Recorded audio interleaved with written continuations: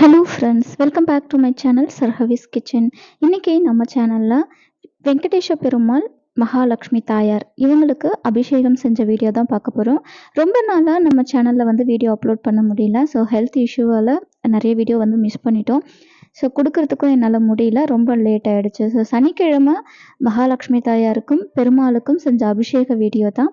இதில் பெருமாளை பற்றின சில சுவாரஸ்யமான விஷயங்களும் உங்கள் கூட ஷேர் பண்ணிக்கணும் அப்படின்னு நினச்சேன்.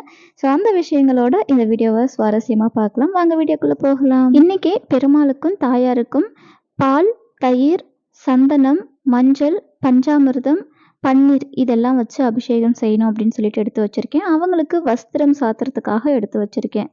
அதுக்கப்புறம் அபிஷேகம் ஸ்டார்ட் பண்ணியாச்சு. பொதுவாக மகாலட்சுமி தாயாரை வணங்கும் பொழுது நம்ம பெருமாளையும் சேர்த்தே வணங்குறோம். அதே போல் பெருமாளை வணங்கும் பொழுதும் கூட நம்ம மகாலட்சுமி தாயாரை சேர்த்தே வணங்குறோம். எப்படி அப்படின்னு பார்த்தீங்கன்னா, பெருமாளுடைய மார்பகத்தில் எப்போவுமே நிரந்தரமாக வாசம் செய்யக்கூடியவர் மகாலட்சுமி தாயார்.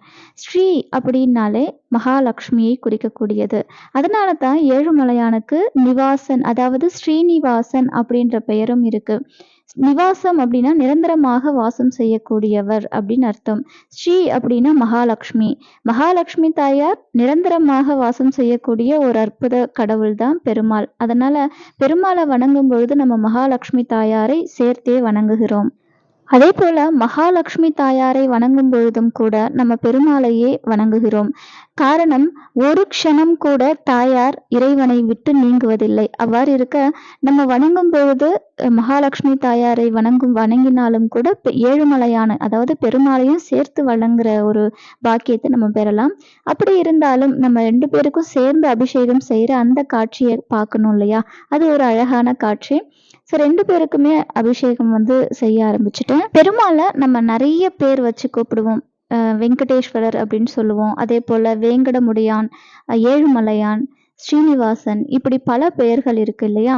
இதில் ஏழுமலையான் அப்படிங்கிறதுக்கு 7 மலைகளை தாண்டி அதிபதியாக, 7 மலைகளுக்கும் அதிபதியாக அமர்ந்திருப்பவர் நம் பெருமாள். அதனால தான் அவரை ஏழுமலையான் அப்படின்னு சொல்கிறோம். அது என்ன 7 மலைகள் அப்படின்னு பார்த்தீங்கன்னா, சேஷாத்ரி, நீலாத்ரி, கருடாத்ரி, அஞ்சனாத்ரி, விஷபாத்ரி, நாராயணாத்ரி, வெங்கடாத்ரி ஆகிய 7 மலைகளுக்கும் அதிபதியாக அமர்ந்திருக்கிறார். இதனாலதான் நம்ம ஏழுமலையான் அப்படின்னு சொல்லிட்டு அவர் அன்போட நம்ம அழைச்சு ரொம்ப உருக்கமா வழிபாடு செய்யறோம் இல்லையா? இதே போல அவருக்கு வேங்கடன், திருவேங்கடன் அப்படின்னும் பெயர் இருக்கு. வேங் அப்படின்னா பாவம், கடா அப்படின்னா போக்குதல், அதாவது தீர்த்து வைக்கும் ஒரு அற்புத சக்தி. இதுதான் பாவங்களை போக்கக்கூடிய ஒரு அற்புத தலமாக இருக்குது. இதனால பெருமாளை நம்ம வேங்கடமுடையான் அப்படின்னு சொல்றோம். வேங்கடம் அப்படின்னா நம் பாவங்களை போக்கக்கூடியவன். இதனாலதான் அந்த மலைக்கு திருவேங்கடம் அப்படின்னும் பெருமாளுக்கு திருவேங்கடமுடையான் அப்படின்னும் நம்ம வழிபாடு செய்கிறோம். அடுத்து நம்ம திருப்பதிக்கு போகிறோம் இல்லையா? நம்ம எத்தனையோ தடவை திருப்பதி போயிருப்போம்.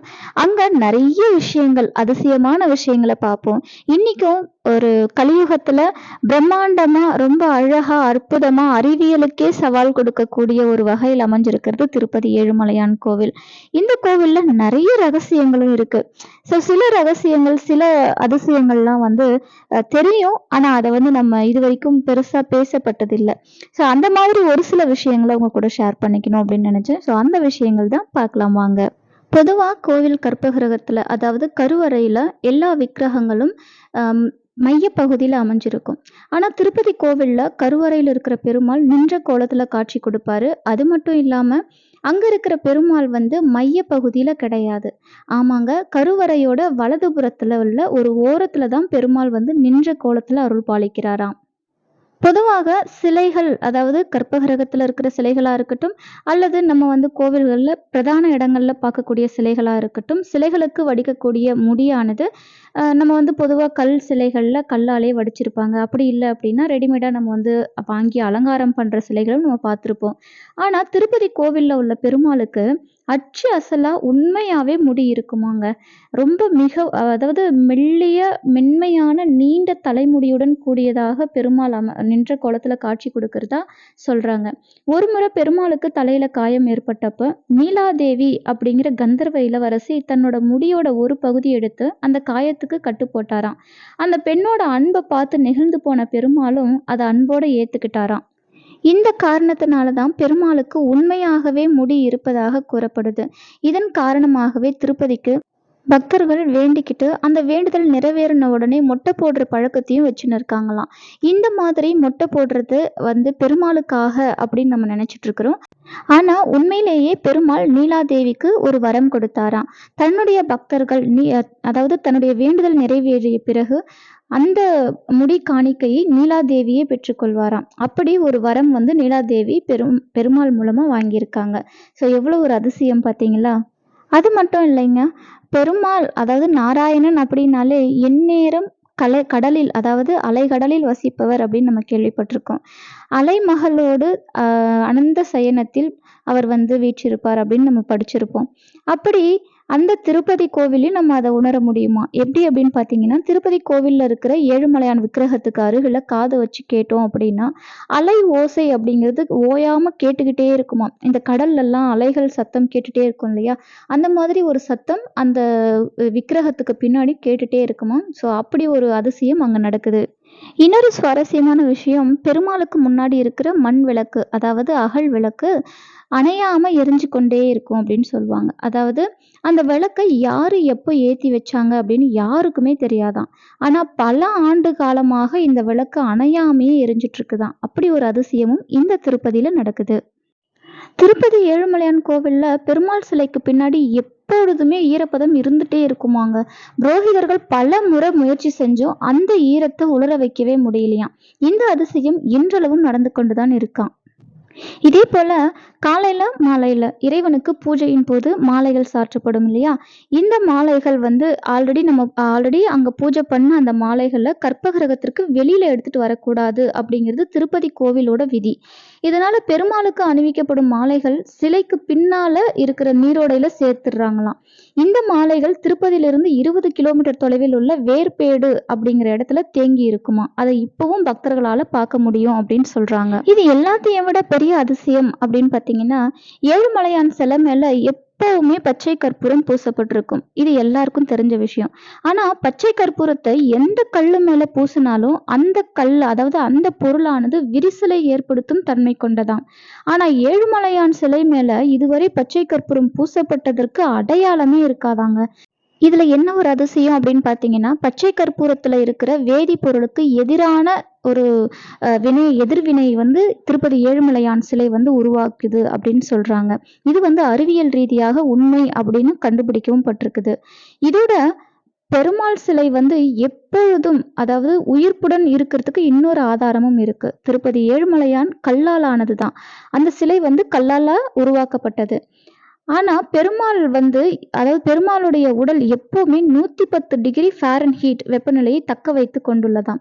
திருமலை அப்படின்னு பார்த்தீங்கன்னா 3000 அடி உயரத்துல அமைஞ்சிருக்கு. எப்பவுமே குளிர்ச்சியா இருக்கிற ஒரு இடம். நம்ம திருப்பதி கோவிலுக்கு போகும்பொழுதே தெரியும். நீங்க எந்த காலத்துல அதாவது வெயில் காலத்துல போனாலும் கூட நீங்க மலை ஏற ஏற அந்த இடமே குளிர்ச்சியா இருக்கும். ஆனா பெருமாளுடைய உடல் மட்டும் 110 டிகிரில வெப்பநிலையில சூடாவே இருக்குமாங்க. தினந்தோறும் காலையிலயும் மாலையிலயும் அபிஷேகம் முடிஞ்ச பிறகு ஏழுமலையான் திருமேனிலிருந்து வியர்வை காணப்படுமா. அந்த வியர்வையை பட்டு துணிகளால் புரோகிதர்கள் துடைத்து எடுப்பார்கள் அப்படின்னு சொல்லப்படுது. இதுக்கப்புறம் வியாழக்கிழமையில அபிஷேகத்துக்கு ஏழுமலையானுடைய நகைகளை புரோகிதர்கள் கழட்டினா அந்த நகைகள் ரொம்பவும் சூடா இருக்குமாம். இதை தொட்டு பார்த்த புரோகிதர்களே சொல்லியிருக்காங்களாம். இப்படி திருப்பதி ஏழுமலையான் கோவில்ல நிறைய அதிசயங்கள் இன்றளவும் நடந்துட்டு தான் இருக்கு. நிறைய பேர் கோவிலுக்கு அதாவது திருப்பதிக்கு போவோம் வருவோம். ஆனால் திருப்பதியில் என்னெல்லாம் அதிசயம் நடக்குது அப்படிங்கிறத தெரிஞ்சுக்கணும் அப்படிங்கிற ஆர்வம் இருக்கும் இல்லையா? ஸோ எனக்கு தெரிஞ்சு நான் படித்த சில விஷயங்களை உங்ககிட்ட ஷேர் பண்ணிக்கிட்டேன். ரொம்ப சந்தோஷமாக இருக்குது பெருமாளை பற்றின விஷயங்கள் இந்த வீடியோவில் நான் கொடுக்கறதுக்காக. இன்றைக்கி பெருமாளுக்கு அபிஷேகம் செஞ்சு வழிபாடும் செஞ்சுருக்கேன். சந்தன அபிஷேகத்தோட போது நம்ம துளசி இலைகள் வச்சு துளசி மாலையோ துளசி இலைகளோ ஒரு துளசி இலையாவது பெருமாளுக்கும் தாயாருக்கும் வச்சு சந்தன அபிஷேகம் செய்யறது ரொம்பவே விசேஷம். அதனால துளசி இலை வைத்து சந்தன அபிஷேகம் செஞ்சு தீப தூப ஆராதனை காமிச்சு அதுக்கப்புறம் வந்து பன்னீர் அபிஷேகம், கடைசியா பன்னீர் அபிஷேகமும் செஞ்சிருக்கேன். அபிஷேகங்கள் ஒவ்வொரு முறையும் நம்ம செய்யும் பொழுது சில விஷயங்கள் நம்ம கவனிக்கணும். அதுல மிகவும் முக்கியமானது அபிஷேகம் செய்யப்படும் பொழுது அந்தந்த தெய்வத்திற்குரிய மந்திரங்களை நம்ம தவறாம சொல்றதுதான். ஏன் அப்படின்னு பார்த்தீங்கன்னா, நம்ம செய்யக்கூடிய அபிஷேகத்திற்கு முழு பலனும் கிடைக்கணும் அப்படின்னா அந்த மந்திரங்கள் உச்சரிக்கப்பட வேண்டும். நம்ம கோவில்கள்ல கூட அபிஷேகத்தின் போது விடாமல் மந்திரங்கள் வந்து உச்சரித்து கொண்டேதான் அபிஷேகங்கள் செய்வாங்க, நம்ம பார்த்திருப்போம். அதே நியதி தான் வீடுகள்லயும். நமக்கு என்ன மந்திரங்கள் தெரியுதோ அந்த மந்திரத்தை உச்சரிச்சு அந்த இறைவனுக்கு அபிஷேகம் செஞ்சு வழிபாடு செய்யறது மிகவும் விசேஷமானது. சந்தன அபிஷேகம் அப்படிங்கிறது பெருமாளுக்கும் தாயாருக்கும் மிகவும் பிடித்த அபிஷேகங்களில் ஒன்று. அது மட்டும் இல்லாம சந்தனத்தில் மகாலட்சுமி தாயார் வாசம் செய்யறதால இந்த அபிஷேகத்தின் பொழுது துளசியை மறக்காமல் நம்ம வந்து வச்சு வழிபாடு செய்யலாம் பெருமாள் கோவில்கள்ல. இதுவே நம்ம வந்து சிவாலயங்கள்ல வழிபாடுறோம் அப்படின்னா, சிவபெருமானை வழிபாடு செய்கிறோம் அப்படின்னா வில்வ இலைகளை சமர்ப்பிச்சு வழிபாடு செய்யலாம். அந்த வில்வ இலையிலும் கூட மகாலட்சுமி தாயார் வாசம் செய்யறாங்க. இந்த வெயில் காலங்கள்ல சரும நோய்கள் வந்து நிறைய உருவாகும் அப்படின்னு சொல்லுவாங்க. இந்த வெயில் காலங்கள்ல கோவில்கள்ல நடைபெறுகின்ற அபிஷேகத்தின் பொழுது பன்னீர் வாங்கி கொடுக்குறோம் அப்படின்னா உடல் சம்பந்தப்பட்ட, அதாவது சருமம் சம்பந்தப்பட்ட நோய்கள் தீரும் அப்படிங்கிறதும் நம்பிக்கை. அதனால முடிஞ்ச வரைக்கும் கோவில்களுக்கு பன்னீர், அதாவது அபிஷேகத்திற்கு தேவையான பன்னீர் போன்ற பொருட்கள் வந்து வாங்கி கொடுக்கலாம். ரொம்ப ரொம்ப நல்லது. ஒருத்தர் வந்து கேட்டிருக்காங்க, உங்களோட பூஜை பாத்திரம் எல்லாம் ரொம்ப பளபளன்னு இருக்கு. ஆனா விக்கிரகங்கள் வந்து அந்த அளவுக்கு பளபளன்னு இல்ல அப்படின்னு சொல்லி கேட்டிருக்கீங்க. நீங்க பூஜை பாத்திரத்த வந்து நம்ம வந்து நல்லா டீப் கிளீன் பண்ணலாம், வாஷ் பண்ணலாம். எவ்ரி தர்ஸ்டே வந்து நான் கிளீன் பண்ணி வச்சிடுறேன். ஆனா விக்கிரகங்கள் அப்படின்னு வரும்பொழுது, நம்ம வந்து ஒவ்வொரு வாரமும் தேய்ச்சு தேய்ச்சு தேய்ச்சு கழுவிட்டு இருக்க முடியாது. ஏன்னா அவைகளுக்கு வந்து நம்ம அபிஷேகம் செஞ்சு அந்த விக்கிரகங்களுக்கு ஒரு உயிர்ப்பிச்சு நம்ம வந்து பூஜை அறையில வழிபாடு செஞ்சுட்டு இருக்கிறோம். அப்படி இருக்கும் பொழுது விக்கிரகங்கள் வந்து அந்த அளவுக்கு புதுமையானதாக தான் இருக்கணும் அப்படிங்கிற அவசியம் இல்ல. அதுக்காக ரொம்ப பாசி படிஞ்சும் இருக்கணும் அப்படின்றது கிடையாது. அடிக்கடி விக்கிரகங்கள சுத்தம் செய்யக்கூடாது. அது வீடாயினும் சரி, கோவிலாயினும் சரி.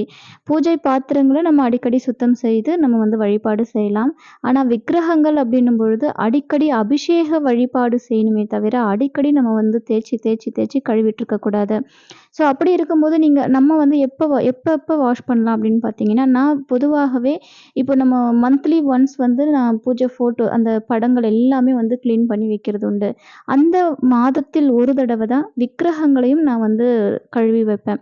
இதையுமே வந்து ரொம்ப ஸ்ட்ரெயின் பண்ணி நான் வந்து பூஜை பாத்திரம் கழுவுற மாதிரி கழுவ மாட்டேன்.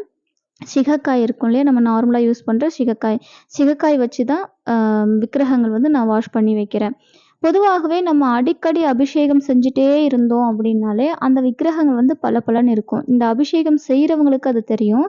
நம்ம அபிஷேகம் எல்லாம் செஞ்சு முடிச்சதுக்கு அப்புறம் அந்த விக்கிரகமே வந்து கொஞ்சம் பளிச்சுன்னு தெரியிற மாதிரி இருக்கும். அது அபிஷேகம் செய்யும் பொழுது நம்ம கண்கூட பார்க்கலாம். ஸோ அப்படி இருக்கும்போது அடிக்கடி அதை வந்து வாஷ் பண்ணக்கூடாது. இறைவன் உயிர் தன்மையோட விக்கிரகத்தில் வாசம் செய்கிறார் அப்படின்னு நான் நம்புறேன். அதனால வீடுகள்ல நம்ம வழிபாடு செய்றோம், விக்கிரகம் வச்சு வழிபாடு செய்றோம் அப்படின்னா, அடிக்கடி அபிஷேகம் செஞ்சு வழிபாடு செய்யலாம். ஆனா அடிக்கடி தொலைக்கி வைக்க வேண்டாம். ஸோ மாதத்தில் ஒரு தடவை சுத்தம் படுத்தி வச்சுக்கலாம். அதுவுமே வந்து சிகைக்காய் வச்சு நம்ம வந்து சுத்தம் பண்ணி மெல்லிய துணி வச்சு தொடச்சி எடுத்துக்கலாம். அவ்வளவுதான். ஸோ இந்த வீடியோ இதோட முடியுது. உங்களுக்கு இந்த வீடியோ பிடிச்சிருந்தா மறக்காம லைக் பண்ணுங்க, ஷேர் பண்ணுங்க, கமெண்ட் பண்ணுங்க, சப்ஸ்கிரைப் பண்ணிக்கோங்க. பக்கத்துல இருக்கிற பெல் ஐகானை பிரஸ் பண்ணிக்கோங்க. Thank you so much. Bye.